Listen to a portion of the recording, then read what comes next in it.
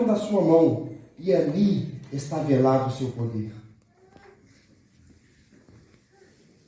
Esmigalham-se os montes primitivos, os outeiros eternos se abalam. Senhor, o Senhor para e treme as nações. Olha e a terra se estremece. Acaso é contra os rios que está irado? Ou contra o ribeiro o motivo da sua ira? Ou contra o mar o seu furor? Porque andas andado nos teus cavalos, andas sobre os seus carros de vitória.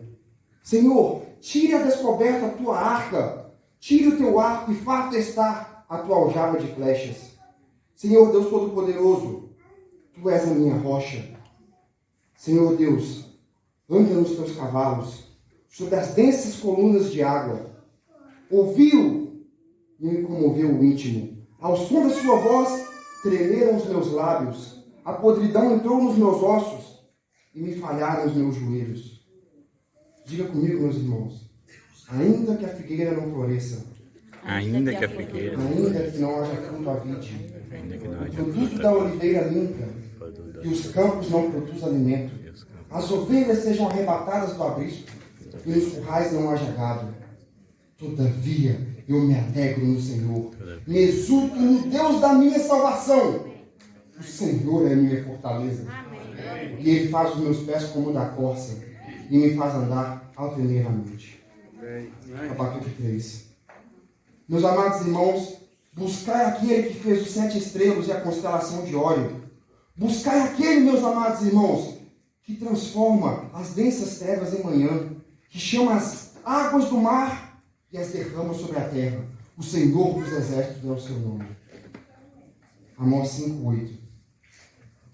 Assim diz o Senhor: os deuses que não criaram a terra e os céus desaparecerão debaixo da terra e de debaixo dos céus. Porém, não é semelhante a estes aquele que é a porção de Jacó, porque ele é o Criador de todas as coisas, e Israel é a tribo da sua herança. O Senhor dos exércitos é o seu nome. Meus amados irmãos, Deus é verdadeiramente Deus. Ele é o verdadeiro Senhor e o Rei eterno. O Senhor, pelo seu poder, Ele criou a terra. Pela sua sabedoria, estabeleceu o mundo. E pela sua inteligência, estendeu o céu. Fazendo Ele rimbobar o trovão, logo há tumultos de águas. E faz correr os vapores pelas extremidades da terra. Ele criou os raios para a chuva. E faz sair dos seus depósitos o vento. Pergunta: você conhece Deus? Provérbios 9:10 nos diz o seguinte: o conhecimento do santo é prudência. Você conhece o santo? Tem sido a sua vida o estudo diário da palavra de Deus? Porque nós estamos cansados de ouvir que a fé vem pelo ouvir e ouvir da palavra de Deus. Deus já se revelou. E tudo está escrito na Bíblia. A Bíblia tem sido o seu livro de estudo diário? Como tem sido a sua vida devocional com Deus? Meus amados irmãos, quando eu perguntei se você conhece a Deus, qual foi a resposta no seu íntimo? Se sim, louvado seja Deus. Esse é o motivo de se orgulhar, porque a Bíblia nos diz em Jeremias 29 que o homem rico não se orgulhe na sua riqueza, tampouco o sábio na sua sabedoria, nem o forte na sua força, mas se orgulhe nisso, em conhecer-me e entender-me. Nós devemos ter orgulho de conhecer a Deus. Volto a perguntar: você conhece Deus? Se a sua resposta foi sim, louvado seja Deus.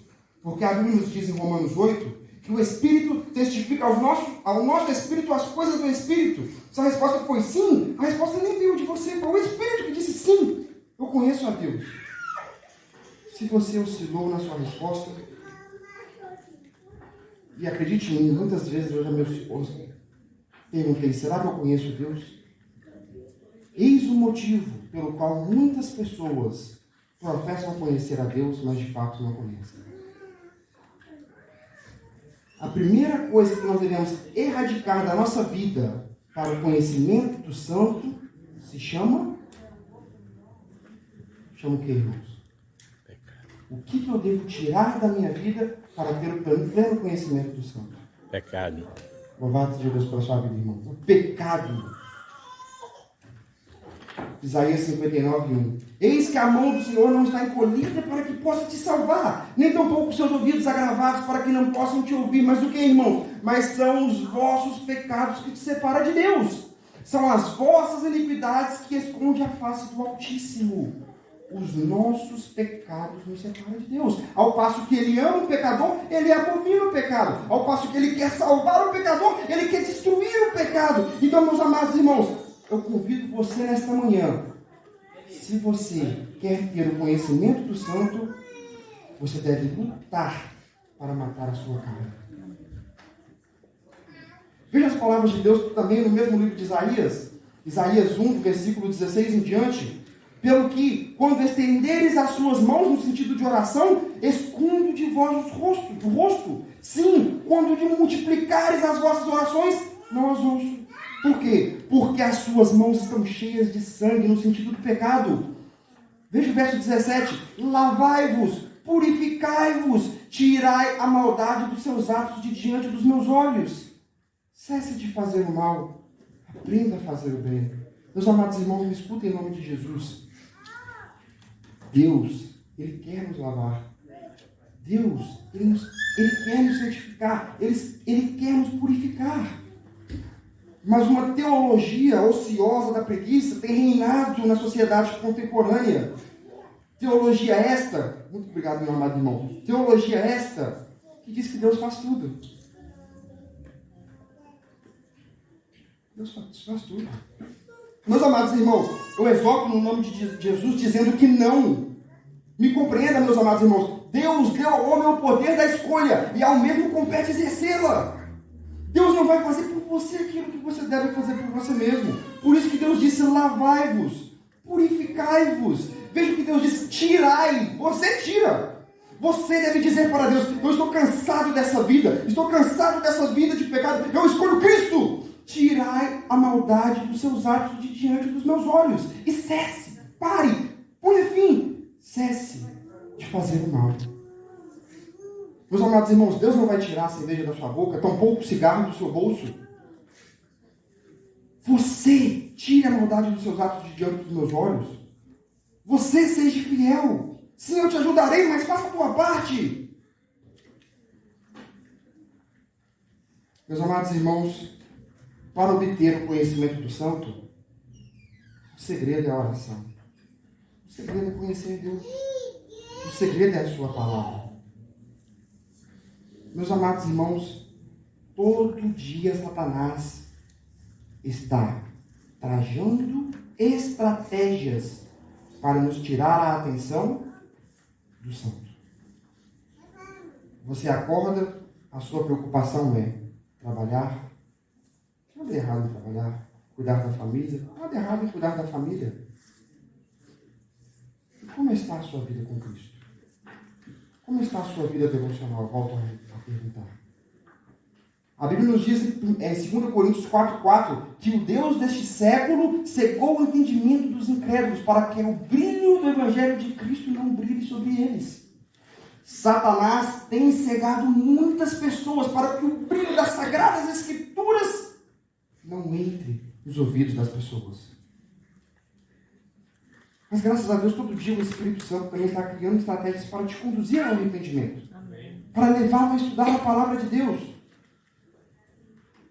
Muitas vezes eu pasmo em saber que há pessoas que deitam sem orar. Acordam sem agradecer a Deus por ter acordado. Meus amados irmãos, nós devemos condicionar a nossa mente a estudar a palavra de Deus. Deixe-me te dizer alguma coisa sobre a Bíblia. Abra sua Bíblia em Apocalipse 12. Apocalipse 12. Tema do sermão de hoje, falta um cabelinho. Apocalipse 12. Falta o quê? Cabelinho. Falta um cabelinho.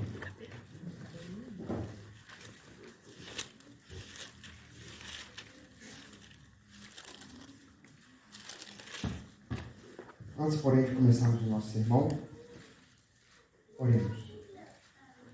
Santo e eterno Deus, gratos estamos, Senhor, pelo Teu amor, pela Tua bondade, pelo Teu poder. Senhor Jesus Cristo, te pedimos nesta manhã que o Senhor envie os seus anjos poderosos, no nome do Deus Pai, para que eles permeiem esta sua santa igreja. Amém. Que a mensagem desta manhã, preparada com muito amor, possa tocar os corações dos meus irmãos, como o meu também. Sabemos, ó Deus, que todo sermão é preparado primeiro para o pregador. Senhor Jesus, que as palavras que o Senhor colocar na minha boca nesta manhã sejam palavras de restauração, palavras de amor, palavras de reavivamento. Abençoe a tua igreja. Preste está o dia que encontraremos com o Senhor. E muitos de nós estão dormindo. Acorda a tua igreja, Senhor. Acorde os seus servos. Que possamos entender o tempo que estamos vivendo. Os nossos interesses eternos estão em jogos. Ó Senhor, que possamos viver a mais elevada hora. Que possamos, ó Pai, viver para a mais elevada vocação. Abra os nossos ouvidos, entre no nosso coração. Usa-me, Senhor, eu não ofereço resistência. Eu te clamo em nome de Jesus. Fale por meio deste barro. Em nome de Jesus. Amém. Amém. Apocalipse 12. Meus amados irmãos, esse sermão, eu fiz algumas adaptações. Quem esteve aqui no ano passado na vigília, já escutou algumas coisas que eu vou falar. Eu fiz algumas readaptações. Sermão este que eu preguei bastante no Brasil, quando eu fui em Rondônia. E eu estava preparando um outro sermão, né, cujo tema é Eu Estou em Dor. Sermão este que falaria sobre a vida de Cristo e o seu ministério e a sua morte. Porém, esta semana, como eu disse, o Espírito testifica ao nosso Espírito, né, as coisas de Deus. Eu decidi, acredito que o Espírito me moveu a fazer essa readaptação e mudar o sermão. Sermão de hoje falta um cabelinho. Por que falta um cabelinho? Aqui é um jargão, né, popular no mundo da construção. Né? Não só aqui nos Estados Unidos, mas como no Brasil também, nos outros estados, além de Pensilvânia. Quando a gente tem uma madeira, né, o construtor pede para o ajudante, olha, está um pouco grande, tira aí, mas só um cabelinho. Né? Sabe quando falta só um pouquinho? A madeira quase entrou, é só um cabelinho, é menos que um oitavo, um sextinho, não tem nem na fita métrica, é um cabelinho mesmo, só um cabelinho. Né? E esse jargão aí está em todo lugar, falta só um cabelinho. Deixa-me te falar algo sobre a Bíblia, algo sobre Deus. Apocalipse 12, nós leremos a partir do versículo 7. Amém? Houve peleja no céu. Miguel e seus anjos pelejaram contra o dragão. Pelejou também o dragão e seus anjos. Todavia não prevaleceram, nem tampouco se achou mais no céu o lugar deles. E foi expulso o grande dragão, a antiga serpente que se chama Diabo e Satanás, o sedutor de todo mundo. Sim, foi atirado pela terra e com ele os seus anjos. Então ouvi grande voz do céu proclamando: agora veio a salvação, o poder, o reino do nosso Deus, pois foi expulso o acusador dos nossos irmãos, o mesmo que os acusava de dia e de noite, diante do nosso Deus. Leia microscopicamente o versículo 11. Eles, pois, o venceram. Por quê? Por causa do sangue do Cordeiro e por causa da palavra do testemunho que deram. E mesmo em face ao quê? Da morte. E mesmo em face à morte, não amaram a própria vida. Eles, pois, o venceram. Por causa do sangue do Cordeiro e por causa da palavra do testemunho que deram. Abra sua Bíblia em Apocalipse 6. E eu quero que fique gravado, inculcado na mente dos irmãos, por que eles venceram. Por causa do sangue do Cordeiro e por causa do testemunho e da palavra. Agora nós vamos para Apocalipse 6. Nós estamos tentando identificar um princípio bíblico, e identificando este princípio bíblico, nós identificaremos um grupo, que logo nós falaremos sobre este grupo. Apocalipse 6, nós leremos o 5º selo, a partir do versículo 9. Quando ele abriu o 5º selo, vi debaixo do altar as almas dos decapitados, as almas dos mortos, por causa da palavra de Deus e por causa do testemunho que sustentavam. Clamaram em grande voz, dizendo: até quando, soberano Deus, santo e verdadeiro, não julgas e não vingas o nosso sangue dos que habitam sobre a terra? Apocalipse 20.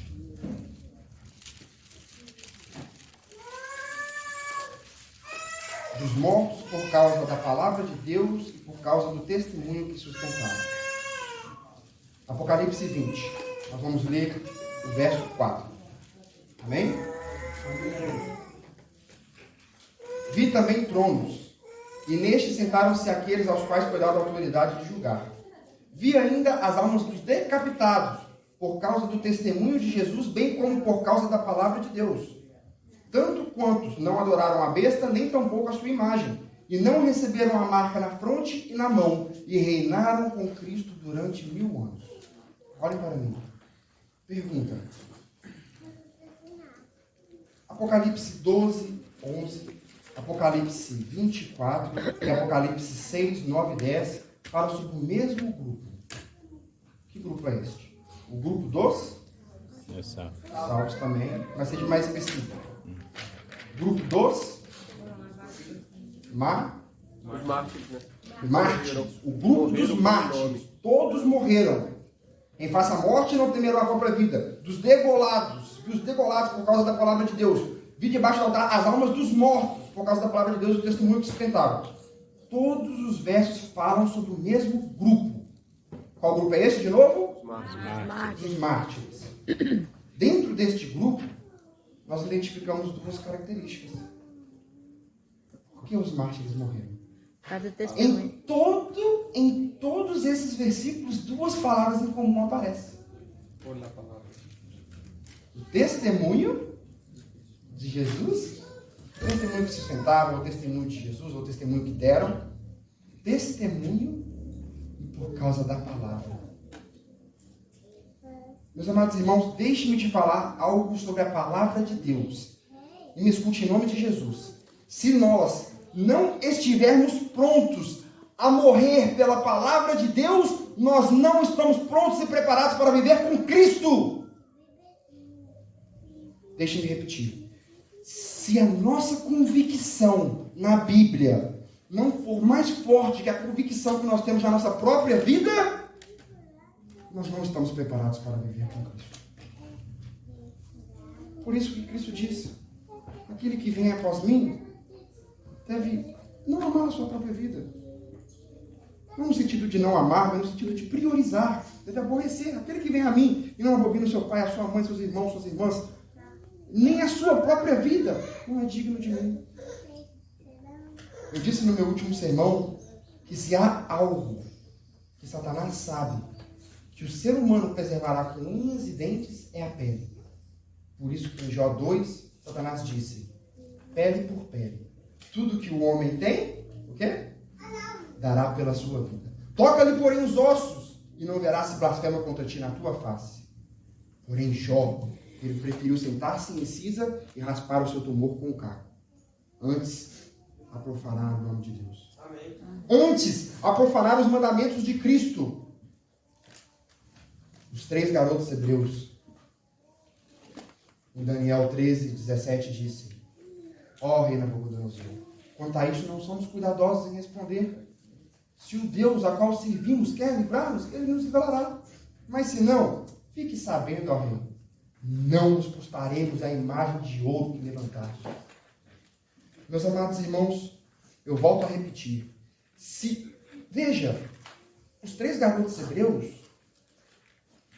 eles estavam dispostos a morrer para preservar a Bíblia. Porque a Bíblia nos diz: não terás outros deuses diante de mim. Não adorarás imagens de escultura. E eu volto a repetir. Se nós não estivermos dispostos a morrer pela Bíblia, nós não estamos preparados para viver com Cristo. Este livro, meus amados irmãos, não é qualquer livro. Este livro é o livro. Gênesis 1, 2, e o Espírito de Deus pairava pela face da água. Apocalipse 22, 17, o Espírito e a igreja dizem: vem, de capa a capa, do início ao fim, de Gênesis a Apocalipse, o Espírito de Deus está aqui. Este livro é a palavra viva, é Deus falando com você diretamente. Amém. Por este livro, Pela terceira e última vez eu digo, se a nossa fé não for o suficiente a morrer para preservar a palavra de Deus, como muitos mártires, e como muitos mártires ainda morrerão, porque Apocalipse 20, verso 4 está no futuro. Todos quantos não adoraram a besta e a sua imagem, a imagem da besta ainda não foi levantada. Se nós não estivermos preparados para morrer pela Bíblia, pelo testemunho de Cristo, se nós não estivermos preparados para selar a nossa vida com o testemunho do nosso sangue, nós não estamos preparados para viver com Cristo. Cristo deve ser o nosso ar, a nossa vida, o nosso respirar, a razão pela qual vivemos. Cristo e nada mais. Amém. Volte para Apocalipse 12. Falta um cabelinho. E logo eu vou responder essa pergunta. Falta um cabelinho para quem? Vocês devem estar se perguntando. Falta um cabelinho. Apocalipse 12. Se os irmãos estiveram aqui na vigília, Deus seja louvado. A repetição é um bom método de aprendizagem. Apocalipse 12, verso 7. Esse sermão eu preguei ele na vigília do ano passado. E Deus tocou no meu coração de fazer algumas adaptações e trazer essa mensagem para a igreja novamente. Apocalipse 12, verso 7. Me desculpe, verso 9. Nós já lemos o verso 7 e 8. Vamos pular para o verso 9, então. Economizar o tempo. E foi expulso o grande dragão, a antiga serpente que se chama Diabo e Satanás, o sedutor de todo mundo. Sim, foi atirado pela terra, termine o verso. Com ele e os seus anjos. E com ele os seus anjos. Pergunta: como os santos anjos foram expulsos do céu após a rebelião? Ora, pecado, sim? Mas isso nos leva a uma outra pergunta, difícil até de responder. Se alguém te perguntar, mas como santos anjos pecaram? Não é uma pergunta difícil de responder? Como santos anjos pecaram? Veja, meus amados irmãos. Quando Deus criou os anjos, e os anjos não foram criados da terra como nós fomos criados, Salmo 145, verso 1, 2 e 5, louve ao Senhor dos altos do céu, louve ao Senhor das alturas, louve ao Senhor os santos anjos, louve ao Senhor todas as hostes celestes, deixem eles louvarem o nome do Senhor, pois pelo seu comando foram criados. Deus simplesmente falou, os anjos vieram a existir. Quando os anjos foram criados, Deus colocou os anjos sob um período de prova. Por quê? Simples. Porque os anjos não pediram para existir. Simplesmente por isso. Deus quer uma adoração que seja o quê? Me diga uma palavra. Genuína, voluntária. Os anjos não foram criados voluntariamente, eles foram criados pela vontade de Deus. Então Deus permitiu aos anjos um período de tempo para que eles demonstrassem o desejo de continuar vivendo nessa atmosfera de felicidade. Esse período de tempo ainda não tinha passado quando Lúcifer entrou na rebelião e com ele um terço do céu. Vidas que Falam, página 32, parágrafo 2. A serva do Senhor diz as seguintes palavras: semelhante aos anjos, veja, semelhante aos anjos, os moradores do Éden foram colocados sob prova. O seu estado de felicidade dependia da obediência da lei do Criador. Poderiam obedecer e viver, ou desobedecer e perecer. Ou seja, Deus colocou os anjos sob um período de prova. Obviamente, esse período de prova já se acabou agora. Portanto, veja o resultado irreversível. Os anjos que caíram não podem mais voltar para o céu, e os anjos que estão no céu não podem mais cair. Deixemos o céu, vamos analisar agora a criação do mundo. Deus criou Adão e Eva, segundo a sua imagem e semelhança, santos, e obviamente eles deviam desenvolver essa santidade, se aproximassem mais do Criador dia a dia. Gênesis 2, 16 e 17, nós vemos Deus dando uma ordem para o homem. Ordenou o Senhor dizendo: de toda a árvore do jardim comerás livremente, mas da árvore do fruto do conhecimento do bem e do mal não comerás, pois do dia que dela comer, certamente o quê? Deus deu a Adão e Eva o teste? Sim ou não? Sim. Vamos lá, sim ou não? Sim. Qual que era o teste? Obediência. Este mesmo livro, Vidas, que falam que é um ótimo livro, diz que de todos os testes, Deus deu o teste mais fácil. E sabe o que é interessante com Deus? Deus é um Deus que nos dá 6 dias, que pede um só. Ele nos dá 90% do que é dele. Olha, o ouro e a prata é dele. Ele pede 10%. Tudo com Deus é o mais fácil. E a serva do Senhor diz que de todos os testes, esse era o teste mais fácil que Deus poderia dar. Ele deu tudo. Uma árvore só. Todas vocês podem comer. Uma só. Essa aqui não, por favor. Esta não coma desta árvore. E, meus amados irmãos, nós sabemos o resultado. Eles comeram da árvore do fruto, conhecimento do bem e do mal, foram expulsos de forma que eles não puderam mais entrar no jardim do Éden. História da Redenção, capítulo 2, página 22, parágrafo 2 também. Diz as seguintes palavras. Deus determinou em seu plano onisciente colocá-los num período de prova antes que fossem dignos de estar eternamente fora do perigo. Veja, eles estariam eternamente fora do perigo. E ela continua dizendo, se fossem fiéis, estariam no perpétuo favor de Deus e dos anjos celestes. Se eles tivessem passado no teste, o perigo seria removido. Eles viveriam eternamente felizes. Porém, Deus quer uma adoração, como nós já dizemos, voluntária. E Deus precisava ver de Adão e Eva essa voluntariedade de servir. Por isso foi necessário um teste. Deus é um Deus, me escute com muita atenção, Deus é um Deus que dá ao seu povo um período de tempo para fazer o que é certo. Escutem com muita atenção. Este período de tempo que Deus dá, ele não é para sempre. Ele pode variar de nação para nação, de pessoa para pessoa, mas esse período não é para sempre. Abra sua Bíblia em Gênesis 6. Gênesis 6. Pai, nós estamos brincando com o amiguinho. Eu sou um amiguinho. Nós veremos um outro tempo de prova. Logo após a expulsão de Adão e Eva, Gênesis 5 traz a Gênesis 3 narra a queda do homem, Gênesis 4 traz a genealogia, e Gênesis 5 também continua a genealogia, né, de Adão. Adão gerou Sete, Sete gerou Enos, Enos gerou Cainã, Cainã gerou Malaleque, Malaleque gerou Jared, Jared gerou Enoque, Enoque por sua vez gerou Matusalém, Matusalém Lameque, e Lameque gerou Noé. Num período de 1400 anos, toda a raça humana se corrompeu. Em apenas 1400 anos, estima-se, desde Adão até Noé. Em Gênesis 6, nós vemos um outro tempo de prova. Veja comigo a partir do versículo 1.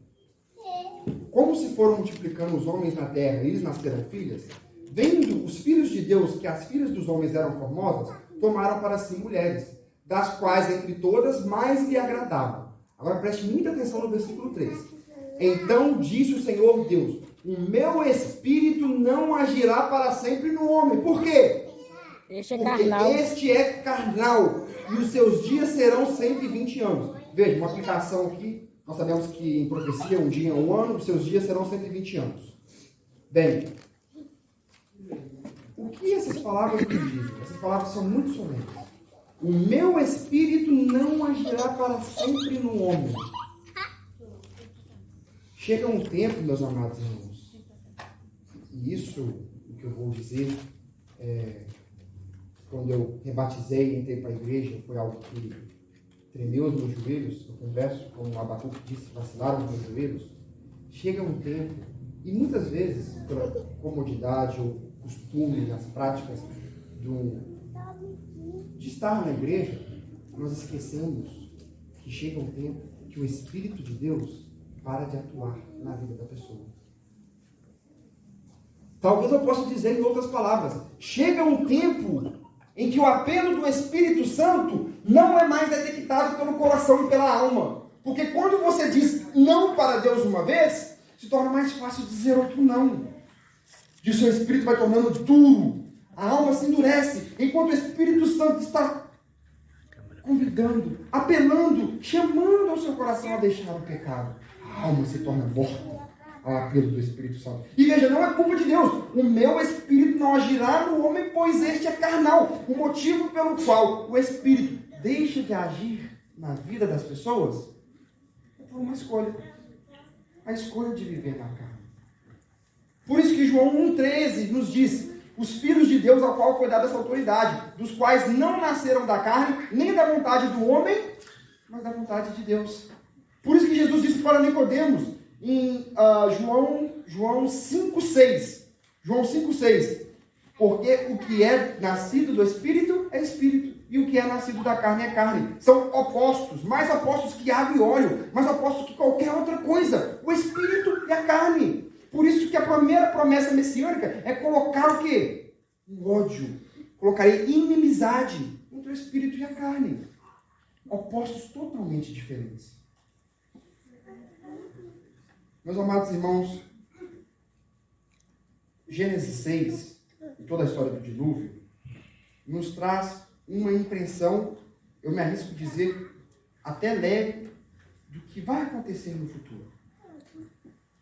Gênesis 6 é um protótipo do que vai acontecer quando Cristo sair do seu santuário. E falta um cabelinho para ele sair do santuário. Nós pegaremos esse evento e aplicaremos numa escala futura. Veja, 2 pontos nós podemos pegar totalmente pertinentes ao fechamento da porta da graça. Ponto número 1. O fechamento da porta da graça é um evento irreversível. É o que, igreja? Irreversível. Veja, meus amados irmãos, quando os 120 anos expiraram, o que aconteceu depois que os 120 anos expiraram?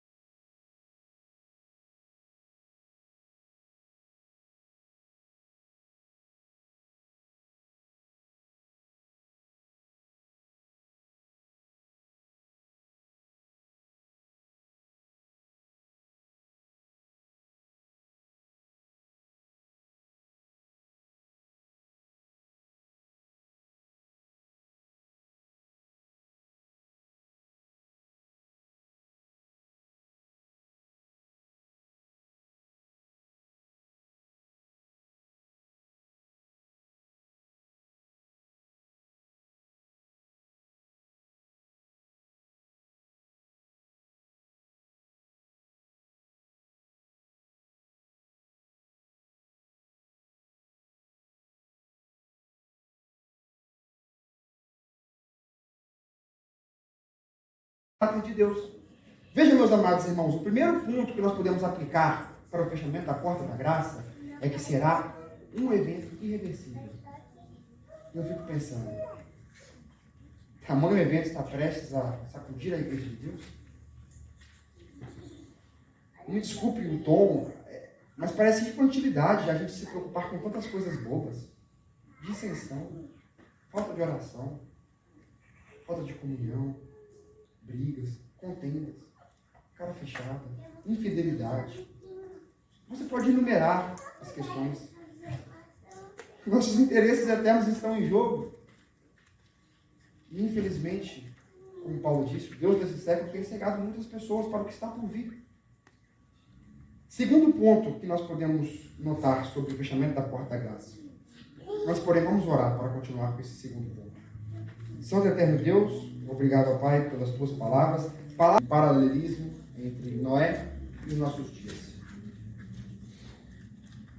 É um ponto difícil de falar. Há pessoas, muitas, isso será acentuado nos últimos dias. Deixe-me assustá-los um pouco. Há pessoas que vêm para a igreja que já estão com a porta da graça fechada. E continuam vindo para a igreja, eu falo as igrejas universais, mundiais ao redor do mundo, e continuam vindo para a igreja dirigidos pelo hábito e pelo costume. Talvez eu não deveria ter usado a palavra assustar. Meus amados irmãos, deixem-me convidá-los a refletir profundamente. Escutem essas palavras e anotem.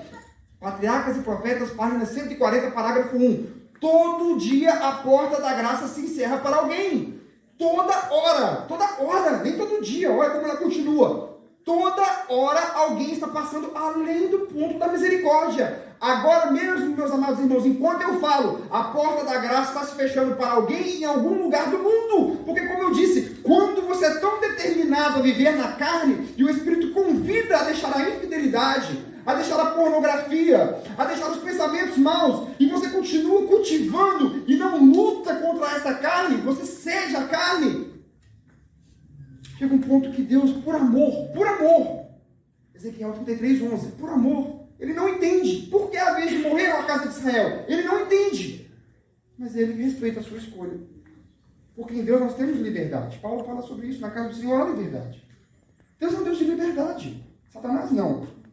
Satanás, para você sair das garras de Satanás, é muito jejum, oração. Mas Deus é um Deus de liberdade. Você está aqui hoje, amanhã você, se quiser, não pode estar aqui. Deus não vai fazer nada. Ele vai respeitar a sua decisão. Mesmo que essa decisão implique a sua morte eterna. Mas, meus amados irmãos, por isso que é importante agora nós nos arrependermos. Veja, meus amados irmãos, a porta da arca se fechou, mas a chuva ela não veio de imediato.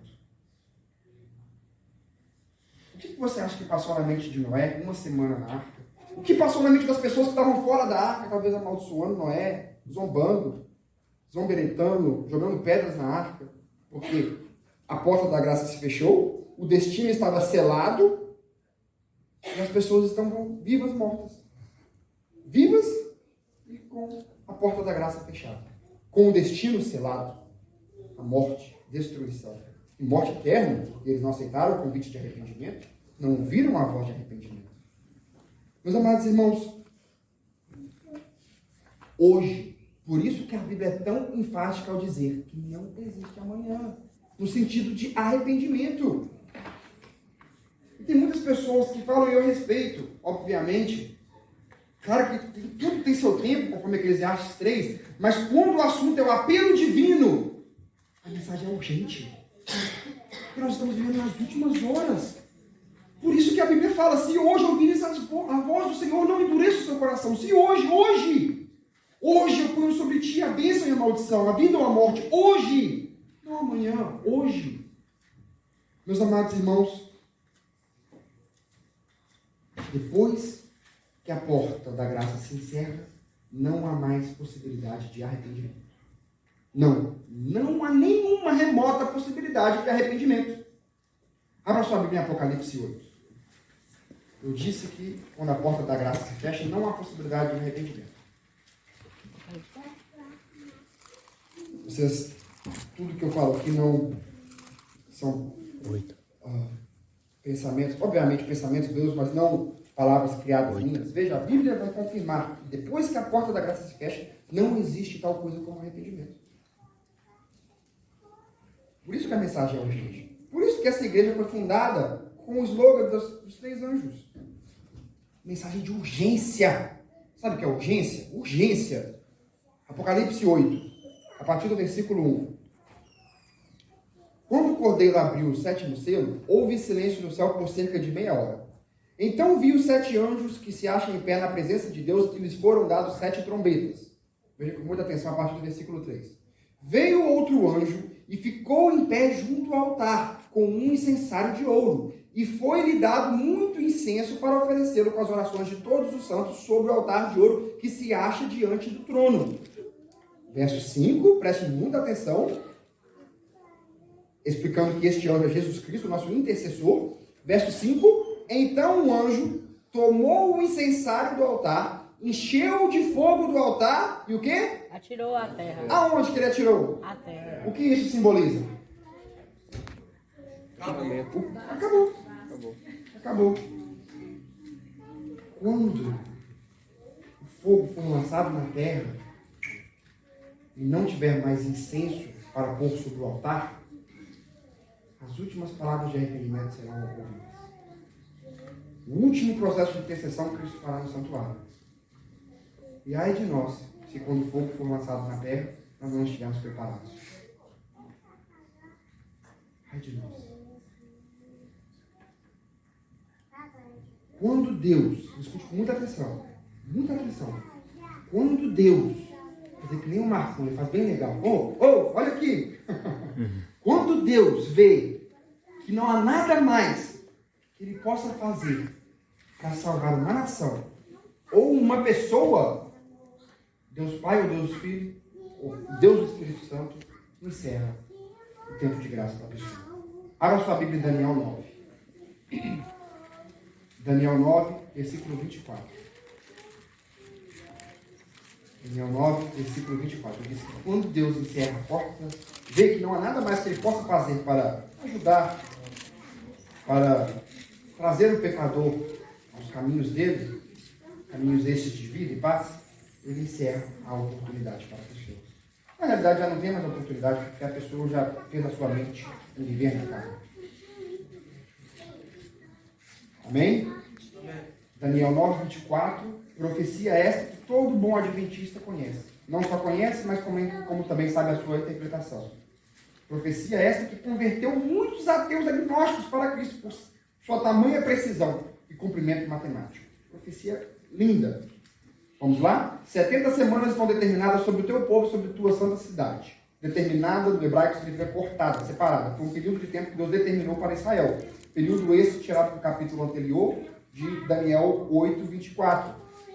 Que ele não teve uma total compreensão. O anjo, no capítulo anterior, explicou todas as outras profecias. Ele sabia quem que era o bode, ele sabia quem que era o carneiro, e respectivamente o chifre notório, né, representado por Medo e Persa, respectivamente. Tudo isso Daniel entendeu. O que Daniel não entendeu foi as 2.300 tardes e manhãs o santuário será purificado. Então o capítulo 9 vem com uma resposta, porque o capítulo 8, no seu último versículo, versículo 27, diz: eu, Daniel, enfraqueci e estive enfermo por muitos dias, e não havia ninguém que entendesse a profecia dos tempos. 2 versículos antes, o versículo 25, fala da profecia das tardes e manhãs, e aqui ele fala que ninguém havia que entendesse a visão. Então, Daniel, ele não entendeu a visão. Assim acaba o capítulo 8. E no capítulo 9, vem como uma resposta ao capítulo 8. Obviamente, porque Deus é um Deus de quê? Esclarecimento. Deus quer que nós entendamos. E da mesma forma que Deus mandou um anjo para Daniel, e da mesma forma que Deus mandou um anjo para João, mandou um anjo para Elias, um anjo para o próprio Salvador do Universo, Deus está disposto a mandar um anjo para você. Se você sinceramente, a Bíblia Sagrada, como regra de salvação, sendo estudada e obedecida, pode transformar completamente a vida da pessoa.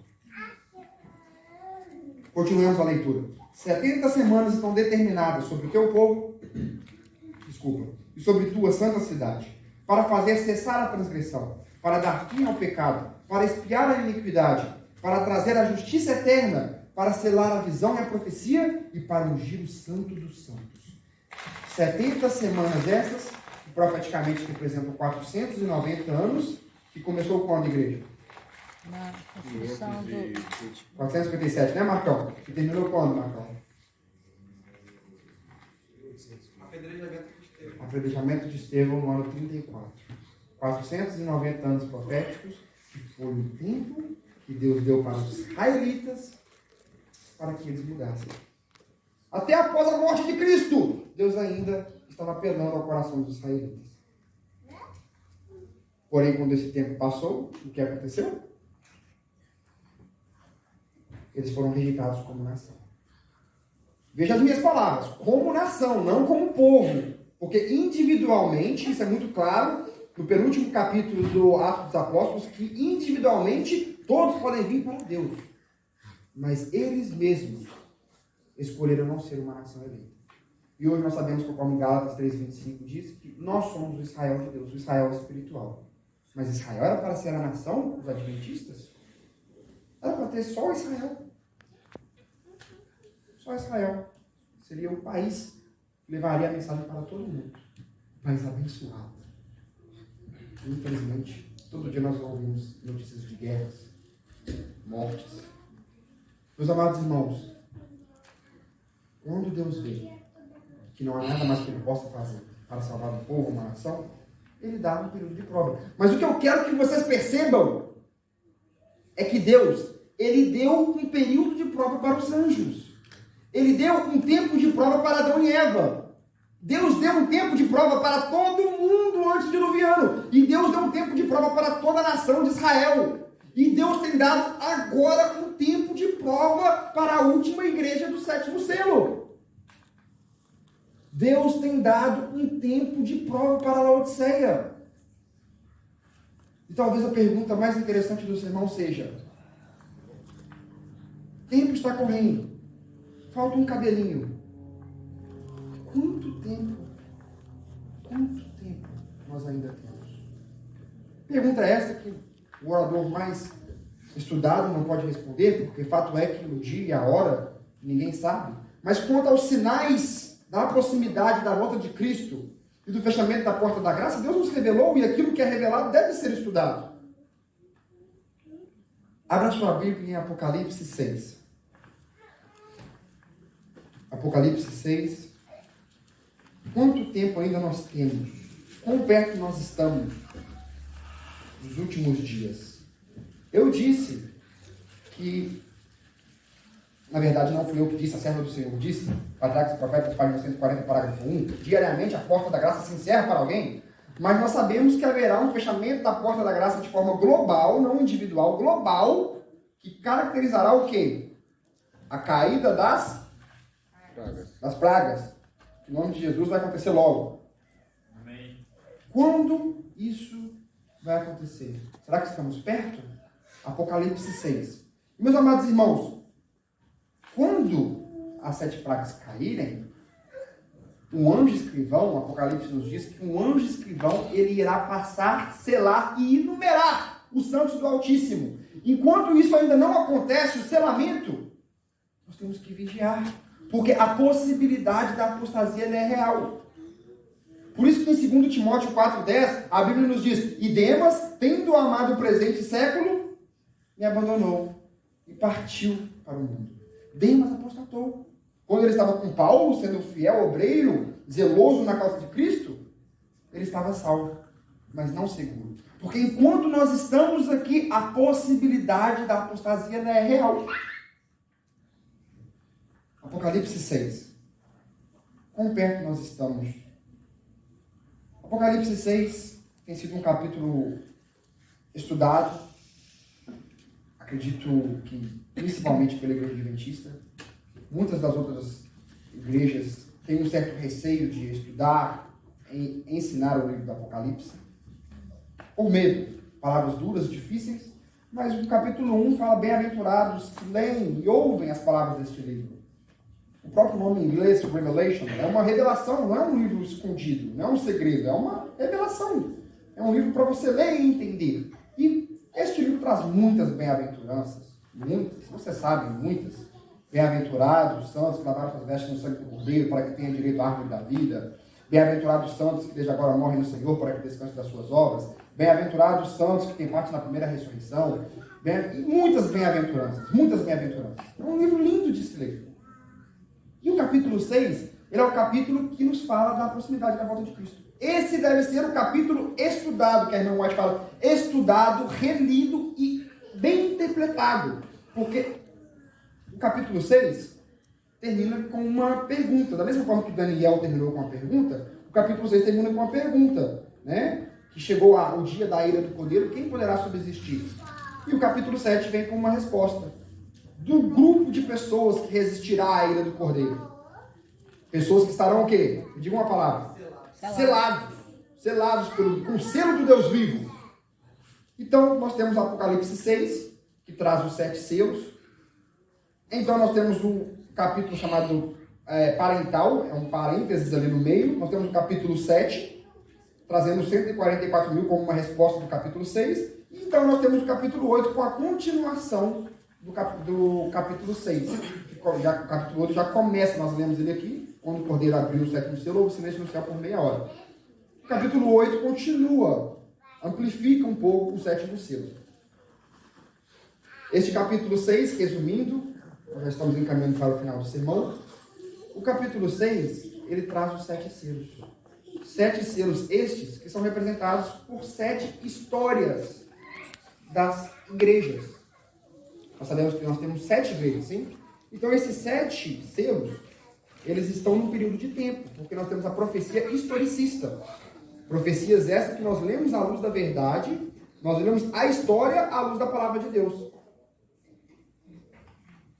Primeiro selo, representado pelo cavalo branco e pela igreja de Éfeso, que era uma igreja fervorosa, mesmo sabendo que o espírito do anticristo já começou a trabalhar naqueles dias, como Paulo disse em 2 Tessalonicenses 2.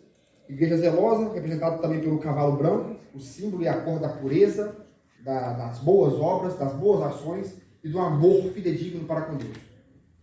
Este selo é datado do ano 31 da morte de Cristo até aproximadamente o ano 100, que estima-se que foi a data que o último discípulo de Cristo morreu. Não na ilha de Pátimo, ele ainda saiu da ilha de Pátimo e escreveu as 3 cartas do livro de João. Depois nós temos o segundo selo, representado pela cor vermelha, e este selo é datado do ano 100 até o ano 317, quando Constantino se converteu para a igreja, e aí terminou por boa parte a perseguição. Por isso que este selo é representado pela cor vermelha, cor do sangue, que foi uma perseguição acentuada. Vocês lembram? O Coliseu, como os romanos se alegravam em matar os cristãos em todas as formas diabólicas, que só mencionar traz tristeza. Muitas pessoas selaram o seu testemunho com sangue. Terceiro selo, datado do ano 317 até o ano 538. Selo este representado pelo cavalo preto, e o preto é a cor da escuridão. E foi uma época que a igreja realmente foi marcada pela escuridão. Quando nós analisamos esse período histórico da igreja, a Bíblia nos diz, Salmo 119, que lâmpada para os meus pés é o quê? A tua palavra. E luz para o quê? Caminho. Se você tirar a luz, você tem o quê? Por isso que este selo é representado pelo cavalo preto, que foi um período de escuridão, um período que o cavaleiro que estava sentado no cavalo estava carregando o que na mão? Uma balança para medir. Era um tempo de escassez. E a palavra de Deus foi retirada neste tempo. O próximo selo, representado pelo cavalo amarelo, que em hebraico é a cor pálida. O cavalo amarelo, ele é datado do ano 538, quando a Igreja Católica Apostólica Romana se constituiu e cresceu para ser uma potência perseguidora. É datado do ano 538 até o ano 1517. Este selo, nós sabemos que foi o maior de todos os selos. Há muita coisa para se comentar sobre este selo da cor amarela. E houve muitas coisas tristes, muitas perseguições, muitas inquisições, muitas guerras santas, e muitos mártires morreram pelo nome de Cristo.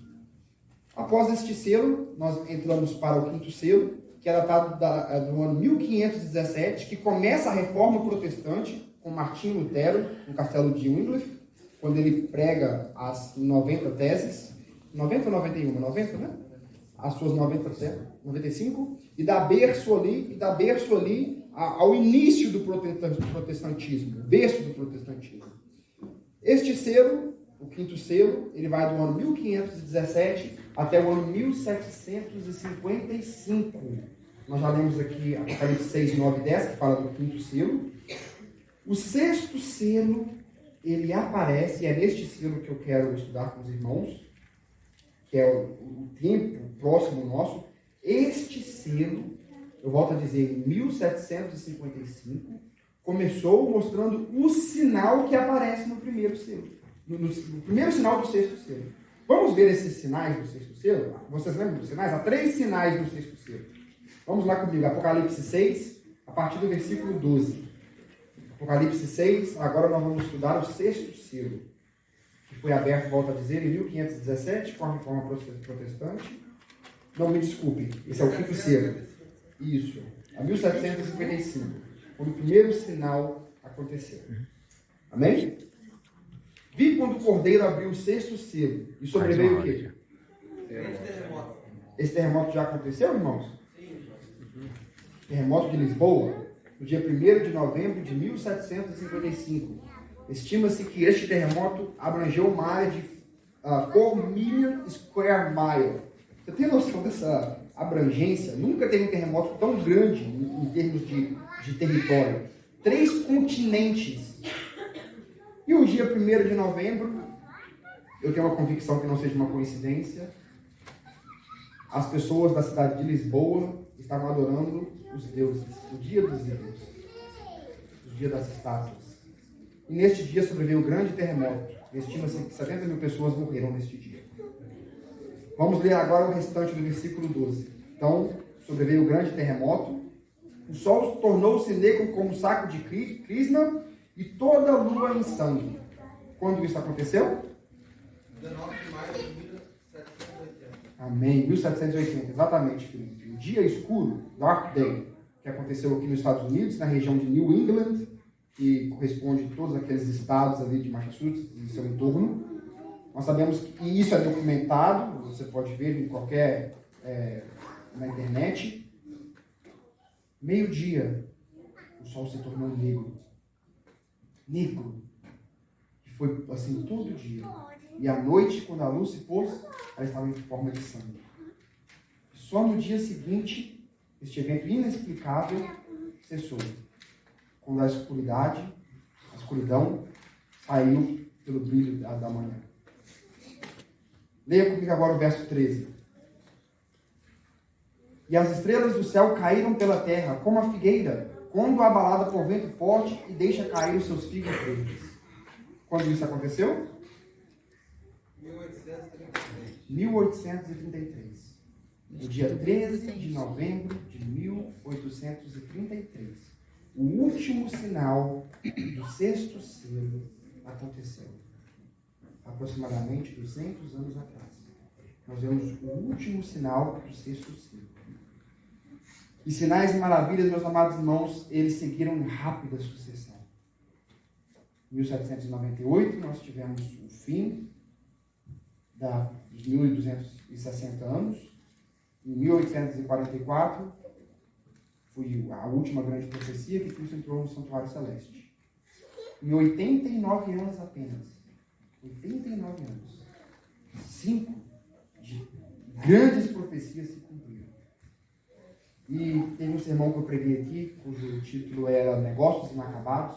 Eu comecei o meu sermão dizendo que, talvez vocês lembrem, que Cristo já queria ter voltado. Se a igreja tivesse aceitado o tema da justificação pela fé, em 1888, ele já teria voltado. Ora, a última profecia de tempo aconteceu em 1844. Cristo pode voltar a qualquer momento. Nós sabemos que ele é longânime, não quer que nenhuma pessoa se perca. Mas, meus amados irmãos, chegará um tempo que a cortina do eterno Deus cairá.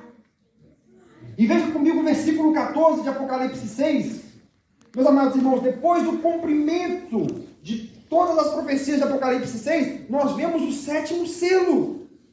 Veja o que fala o versículo 17. Nós estamos entre esses dois versículos, prestem muita atenção. Nós estamos entre o versículo 13 e o versículo 14. Então o céu recolheu-se como pergaminho quando se enrola. Então todos os montes e ilhas foram movidos do seu lugar. Isso ainda não aconteceu. Isso ainda não aconteceu. O que nos diz que nós estamos entre o versículo 13 e o versículo 14. Haverá uma tremenda destruição, caracterizando a volta de Cristo. Este mundo estará de cabeça para baixo quando Cristo voltar. Você lembra do anjo com incenso, colocando fogo sobre ele? Vamos lá. Vocês não estão perdendo vocês aqui não, lembra? Versículo 3. Veio outro anjo e ficou em pé do altar, com um incensário de ouro, e foi-lhe dado muito incenso para oferecer com as orações dos anjos. Ora, meus amados irmãos, você usa o incensário para quê? Para incenso. Então, por que Jesus Cristo aqui coloca um elemento diferente? Deus usa fogo para quê? Purificar, limpar, destruir. E foi lançado pela terra. Haverá grande destruição antes da volta de Cristo. Eu acredito que nós veremos isso. Amém. Jeremias viu, pelo menos parte. Ele usa a linguagem de Gênesis. Terra sem forma e vazia. E nós estamos perto, meus amados irmãos, deste grande evento. O evento mais importante da história humana. Nós estamos perto de encontrar com o nosso Salvador, meus queridos irmãos. Falta pouco. Volto a dizer, falta só um cabelinho. Você está preparado? Nós falamos aqui na lição nesta manhã. Chega um tempo. Nós falamos sobre 1 Samuel 16:14. Chega um tempo que Deus quer ver a nossa atitude. Então o Espírito do Senhor saiu de Saul, e um espírito maligno da parte do mesmo tomou-se dele. Apoderou-se dele. Deus insistiu tanto com Saul. Tanto. E Deus falou, ok, Saul, já tentei tudo, mas você não me obedece. O Espírito do Senhor saiu de Saul. E veja, não existe veto na parte espiritual. Se o Espírito de Deus sair, obviamente o Espírito do mal entra lá. A mesma coisa aconteceu com Judas. Jesus, por 3 anos e meio, tentou. Porque ele o amava. Tentou salvar. Porque a própria Bíblia diz, o Filho do Homem não veio para condenar o mundo, mas que o mundo seja salvo por ele. Cristo veio salvar. Mas aqui nós vemos um homem recusar a salvação de Cristo. Nas últimas horas, Cristo pelejou pela vida dele. Veja no Desejável de Todas as Nações as palavras chocantes da irmã White. Veja a Bíblia. Em João 13, verso 10. Declarou-lhe Jesus, quem já se banhou não necessita de lavar senão os pés, quanto ao mais está todo limpo. Ora, vós estáis limpos, mas não todos. O que Jesus estava fazendo aqui? Indicando o traidor. Versículo 18, Jesus disse, não falo a respeito de todos, pois conheço aqueles que escolhi, mas antes para que se cumpra as profecias. Aquele que come o meu pão, levantou-se contra mim o calcanhar. Aqui Jesus foi mais imprudente, ele citou uma profecia de Salmos 41:9, que provavelmente Judas conhecia. E Jesus estava lutando, querendo dizer, não me traia, eu te amo, não escolha a morte, escolha a vida. E Jesus vendo que ele não se despertava, Jesus conhecendo o coração de Judas, com muita tristeza se angustiou. João 13:18. Ditas essas palavras, angustiou-se Jesus em espírito. Meus amados irmãos, Jesus tem se angustiado todo dia. Por isso Jesus Cristo deve voltar. Ele não deve só pôr um fim ao nosso sofrimento. Eu devo crer que Jesus também está sofrendo. No jeito que sempre ele sofreu. Ele disse, Senhor, se possível, passa esse cálice de mim. E Jesus está sofrendo agora. Haver muitas pessoas determinadas a viver no pecado. Isso magoa o Senhor. Dita essas palavras, angustiou-se Jesus em espírito e disse, em verdade vos digo, que um de vós me trairá. Por 3 vezes, Jesus indicou o traidor. Por 3 anos e meio, ele lutou pela vida de Judas. E você conhece o restante da história. Após o bocado, imediatamente entrou nele Satanás. Então disse Jesus, o que deves fazer, faça depressa. Essas palavras devem ter sido as palavras mais duras que Jesus já disse para um discípulo. Por isso que ele falou, o que deves fazer, faça depressa. Faça, não quero nem ver. Eu te amo tanto e você está me traindo. Eu te amo tanto. Meus amados irmãos, quando nós não damos a nossa vida para Cristo, nós estamos traindo Cristo. Porque Ele comprou, e como eu gosto de dizer, Ele tem um recibo assinado com sangue. Então me desculpe as palavras. Se você não entregar a sua vida para Cristo, você está sendo um ladrão. Porque Ele pagou pela sua vida. E sangue de rei, sangue de Deus, sangue do Criador. Não esteja no grupo dos ladrões que não entregaram a sua vida para Cristo. Entregue a sua vida. Amém. Viva para Cristo. Viva uma vida de santificação. O Felipe vai cantar uma música. Pode tem o seu lugar. Esta semana eu li Abacuque todos os dias. A Bíblia nos diz, meus amados irmãos, em Abacuque 3:3, como eu disse aqui, que o semblante de Deus é como a luz. Que raios brilham da sua mão, e ali está velado o seu poder. Sabe por que está velado o poder de Cristo nas suas mãos? Por quê? A morte. Por toda a eternidade, raios brilharão da sua mão, e nós seremos carregados por Cristo, porque Ele, e somente Ele, digno é o Cordeiro que pagou a penalidade do pecado. Eu já disse isso aqui algumas vezes, e Deus me dê saúde para dizer muitas mais vezes. Cristo nos salvou, mas Cristo, por toda eternidade, carregará a marca do pecado. Ao passo que eu e você não teremos uma verruga, nenhum arranhão. Meus amados irmãos, isto é amor. Isto é identificação, eu sou um com você. Deus também carregará uma marca. O Espírito de Profecia diz que ele, no coração, carregará uma marca. E esta marca vai brilhar como joias, mas é um vazio representando todos aqueles que poderiam ter dado a vida por Cristo e não deram a sua vida. E o meu apelo nesta manhã é: ocupe este vazio. Não seja um vazio no coração de Deus o Pai. Tenha sentido a sua vida nas marcas da mão de Cristo. Não seja um fardo, uma tristeza para o Espírito Santo. Tenha ânimo para conhecer o seu anjo da guarda que anseia te conhecer. Tenha ânimo para cantar o cântico de libertação com todos os salvos, com 144 mil. Tenha ânimo para servir a Deus no seu tabernáculo. Tenha ânimo para conhecer o que os olhos jamais viram. Tenha ânimo para comer do fruto da árvore da vida. Tenha ânimo para estar na linda mansão celeste. Amém. Deixa meu apelo nesta manhã. Tenha ânimo, porque aquele que perseverar até o fim, este será salvo. Amém.